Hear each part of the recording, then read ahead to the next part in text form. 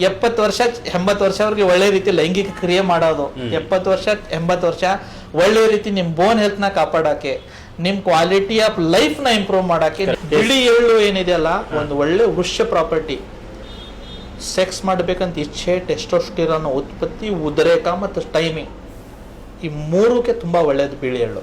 ಮತ್ತೊಂದ್ಸತಿ clearly ಹೇಳ್ತೀನಿ, 1 kg ಜೇನುತುಪ್ಪ, 1 kg ಖರ್ಜೂರ, 1/4 kg ಎಳ್ಳು. ಖರ್ಜೂರ ಬೀಜ ತೆಗೆದ್ಬಿಟ್ಟು ಹಾಕ್ಬೇಕು. ಹಸಿ ಖರ್ಜೂರ 3 ಐಟಮ್ ನ ಒಂದ್ ಭರಣಿನಲ್ಲಿ ಮಿಕ್ಸ್ ಮಾಡ್ಕೊಳ್ಳಿ. ಆಮೇಲೆ ಅದಕ್ಕೆ ಢಕ್ಕನ್ ಹಾಕ್ಬಿಟ್ಟು ಮುಚ್ಚಳ. ಡೈಲಿ 1 hour ಬೆಳಗ್ಗೆ 7 ಗಂಟೆಗೆ ತೆಗೆದು ಬಿಸಿಲಿಗೆ ಇಟ್ಬೇಡಿ. 7 ದಿಂದ 8 ಅದು ಬಿಸಿಲು ತಿನ್ಲಿ. ಆಮೇಲೆ ತೆಗೆದು ಮನೆಯಲ್ಲಿ ಇಟ್ಬೇಡಿ. 8 ದಿನ ರೆಗ್ಯುಲರ್ ಆಗಿ ಆ ಬಿಸಿ ಸನ್ಲೈಟ್ ಅದರ ಮೇಲೆ ಬೀಳ್ಬೇಕು. ಅದರಲ್ಲಿ ಒಂದು ಅಮೃತ ಅಂತ ಔಷಧಿ ಗುಣಧರ್ಮ ಡೆವಲಪ್ ಆಗಿದಿರುತ್ತೆ. ಅದರಲ್ಲಿ ಇಷ್ಟು ಪವರ್ ಇದೆ. ಡೈಲಿ ಬೆಳಗ್ಗೆ ಯಾರಿಗ್ ಸೆಕ್ಸ್ ಪ್ರಾಬ್ಲಮ್ ಇದೆ ಅವ್ರು ತಿನ್ಬೋದು, ಯಾರಿಗ್ ಸೆಕ್ಸ್ ಪ್ರಾಬ್ಲಮ್ ಇಲ್ಲ ಮುಂದೋಗಿ ಬರಬಾರ್ದಂತ ಅವ್ರು ತಿನ್ಬೇಕು. ಮುಂದೆ ಸಮಸ್ಯೆ ಈಗ ಹೆಂಗ್ ನಾವು SIP ಮಾಡ್ತೀವಿ, ಮ್ಯೂಚುವಲ್ ಫಂಡ್ ಅಲ್ಲಿ ಇನ್ವೆಸ್ಟ್ ಮಾಡ್ತೀವಿ, FD ಮಾಡ್ತೀವಿ, ಯಾಕಂದ್ರೆ ಮುಂದೆ ಲೈಫ್ ಕಷ್ಟ ಬಂದ್ರೆ ಅದನ್ನ ನಾನು ಯೂಸ್ ಮಾಡಬಹುದು. ಮಗಳ ಮದುವೆಗೆ ಏನೋ ಒಂದ್ ಸೈಟ್ ತಗೋಬಹುದು. ಸೊ ಇದು ನಿಮ್ SIP. ದಿನ 2 ನೀವು ದಿನ 2 ಖರ್ಜೂರ ತಿಂತಾ ಇದ್ರಲ್ಲ ಜೇನುತುಪ್ಪ ಜೊತೆಗೆ, ಇದು ನಿಮ್ SIP ಏನಂದ್ರೆ ಇಟ್ ಈಸ್ ಎ ಗ್ಯಾರಂಟಿ. ಒಂದು 70 ವರ್ಷ 80 ವರ್ಷ ಚೆನ್ನಾಗಿ ಬದುಕೋದು, 70 ವರ್ಷ 80 ವರ್ಷವರೆಗೆ ಒಳ್ಳೆ ರೀತಿ ಲೈಂಗಿಕ ಕ್ರಿಯೆ ಮಾಡೋದು, 70 ವರ್ಷ 80 ವರ್ಷ ಒಳ್ಳೆ ರೀತಿ ನಿಮ್ ಬೋನ್ ಹೆಲ್ತ್ ನ ಕಾಪಾಡಕ್ಕೆ, ನಿಮ್ ಕ್ವಾಲಿಟಿ ಆಫ್ ಲೈಫ್ ನ ಇಂಪ್ರೂವ್ ಮಾಡಕ್ಕೆ, ನಿಮ್ ಮೆಮೊರಿ ಪವರ್ ನ ಇಂಪ್ರೂವ್ ಮಾಡಕ್ಕೆ, ನಿಮ್ ಸ್ಕಿನ್ ಕಾಂಪ್ಲೆಕ್ಸ್ ಇಂಪ್ರೂವ್ ಮಾಡಕ್ಕೆ. ಸೊ ಎಲ್ಲರೂ ಮಾಡಿ 8 ದಿನ ಒಂದ್ಸತಿ ಬಿಸಿಲಿನಲ್ಲಿ ಇಟ್ಟೆ ಆದ್ಮೇಲೆ ಡೈಲಿ 2 ತಿನ್ನಿ. ಸರ್ ನಾವು ಲೇಡೀಸ್ ತಿನ್ಬೋದಾ? 100% ತಿನ್ನಿ. ಇದರಲ್ಲಿ ಯಾವುದೋ ರೀತಿ ಲಿಂಗ ಭೇದನೇ ಇಲ್ಲ. ಲೇಡೀಸ್ ಜೆಂಟ್ಸ್ ಯಾರು ಕೂಡ ನಿಮಗೆ ಟೆಂಪ್ಟೇಷನ್ ಜಾಸ್ತಿ ಆಗುತ್ತೆ, ಆರೋಗ್ಯ ಚೆನ್ನಾಗಿರುತ್ತೆ. ಲೇಡೀಸ್ ಇಂದ್ರು ಕೂಡ ನಿಮ್ಮಲ್ಲಿ ಲೇಡೀಸ್ ನಲ್ಲಿ ನೋಡಿ, ಸ್ಪೆಷಲಿ ಮೆನಾಪೋಸ್ ಹತ್ರ ಬರ್ತಾರಲ್ಲ, 45-50 ಆದ್ಮೇಲೆ ಹಾರ್ಮೋನ್ಸ್ ಇಂಬ್ಯಾಲೆನ್ಸ್ ಆಗಿಬಿಟ್ಟು ಬರ್ತಾ ಮಂತ್ಲಿ ಸೈಕಲ್ ಸ್ಟಾಪ್ ಆಗುತ್ತೆ. ಅವಾಗ ಅವ್ರಿಗೆ ಏನ್ ಸಮಸ್ಯೆ? ಮೈಂಡ್ ಇರಿಟೇಷನ್, ಅನ್ನೆಸೆಸರಿ ಕೋಪ ಮಾಡೋದು, ವೇಟ್ ಗೇನ್ ಆಗೋದು, ವೇಟ್ ಲಾಸ್ ಆಗೋದು, ತುಂಬಾ ಹಾರ್ಟ್ ಫ್ಲಾಶಸ್, ಒಮ್ಮೆ ಸೆಕೆ ಫೀಲ್ ಆಗೋದು. ಇಂಥ ಚಳಿಗಾಲ ಇದ್ರೂ ಫ್ಯಾನ್ ಹಾಕ್ತಾರೆ, ಯಾಕಂದ್ರೆ ಅವ್ರಿಗೆ ಹಾರ್ಟ್ ಫ್ಲಾಶಸ್, ಅದು ಹಾರ್ಮೋನಲ್ ಇಂಬ್ಯಾಲೆನ್ಸ್. ಅದನ್ನ ಇದು ಬ್ಯಾಲೆನ್ಸ್ ಮಾಡೋದೆ. ರೆಗ್ಯುಲರ್ ನೀವು ತಗೊಳ್ಳಿ ಮನೆಯಲ್ಲಿ, ಸ್ಪೆಷಲಿ ಹೆಣ್ಮಕ್ಳು ಯಾರು ನೋಡ್ತಾ ಇದಾರೆ ನಮ್ಮ ಪ್ರೋಗ್ರಾಮು, ಇದು ನೀವೇ ಮಾಡಿಡಿ. ನೀವು ತಿನ್ನಿ, ನಿಮ್ಮ ಯಜಮಾನ್ರಿಗೂ ತಿನ್ನಿ. ಅವಾಗ ಏನಾಗುತ್ತೆ, ನೀವು ಹ್ಯಾಪಿ ಇರ್ತೀರಾ, ಅವರು ಹ್ಯಾಪಿ ಇರ್ತಾರೆ, ಮತ್ ನಿಮ್ ಇಬ್ರು ಹ್ಯಾಪಿ ಇದ್ರೆ ಮತ್ ಮನೇನೆ ಹ್ಯಾಪಿ ಅಂದ್ರೆ ಅದು ಜೇನುತುಪ್ಪದೊಳಗಡೆ ಖರ್ಜೂರ ಮತ್ತು ಎಳ್ಳು ಹಾಕೋದ್ರಿಂದ ಅದು ಕೆಡಲ್ವಾ? ಅದು ಇಲ್ಲ, ಬಿಸಿಲಲ್ಲಿ ಇಟ್ಟಕ್ಕೆ ಕೆಡಲ್ಲ. ಇಲ್ಲ. ಮತ್ತಷ್ಟು ಪ್ರೋಟೀನ್ ಜಾಸ್ತಿ ಆಗುತ್ತೆ.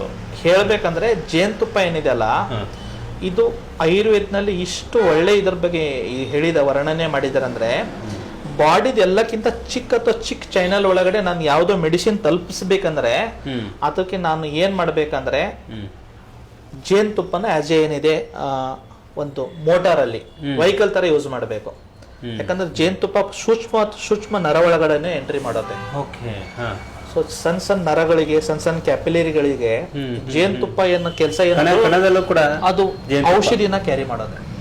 ಅದಕ್ಕೆ ಆಯುರ್ವೇದ ಔಷಧಿನಲ್ಲಿ ಜೇನುತುಪ್ಪ ಉಪಯೋಗ ಯಾಕೆ ಜಾಸ್ತಿ ಮಾಡ್ತಾರೆ ಅಂದ್ರೆ, ಇದು ಒಂದು ಟ್ರಾನ್ಸ್ಪೋರ್ಟ್ ತರ ಕೆಲಸ ಮಾಡ್ತಾರೆ. ಮತ್ತೆ ಇದು ಏನಂದ್ರೆ ಓವರ್ ಆಲ್ ಬಾಡಿ ಇಮ್ಯುನಿಟಿಗೆ, ವೀರ್ಯ ವೃದ್ಧಿಗೆ ಹೆಲ್ಪ್ ಮಾಡುತ್ತೆ. ಬಿಳಿ ಎಳ್ಳು ಏನಿದೆಯಲ್ಲ ಒಂದು ಒಳ್ಳೆ ವೃಕ್ಷ ಪ್ರಾಪರ್ಟಿ.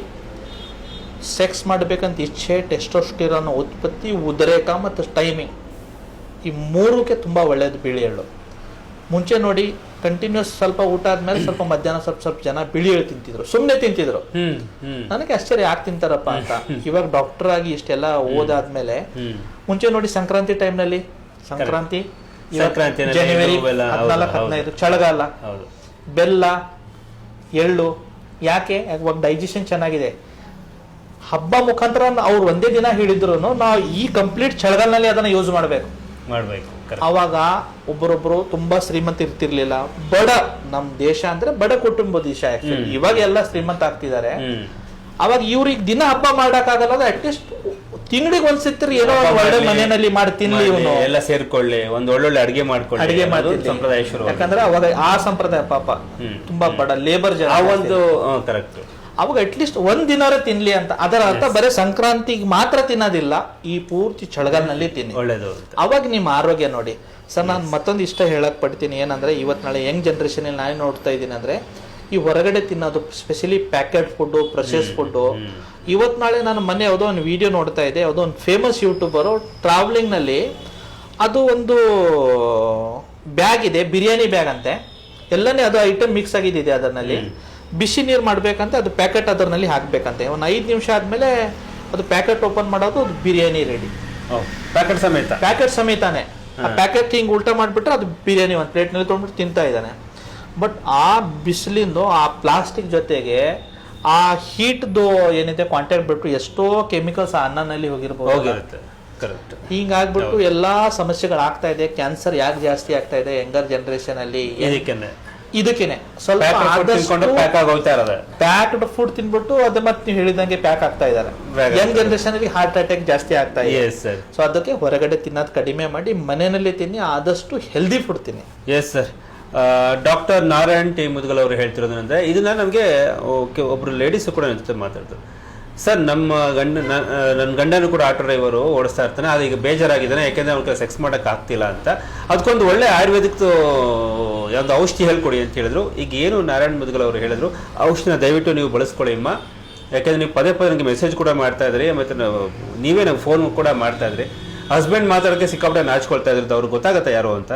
ಸೊ ಈ ಒಂದು ಏನು ಜೇನುತುಪ್ಪ, ಖರ್ಜೂರ ಮತ್ತು ಎಳ್ಳು ಏನು ಈ ವಿಷಯ ಇದೆ, ಅದನ್ನ 1 ತಿಂಗಳು ನೀವು ಮಾಡಿ ನೋಡಿ.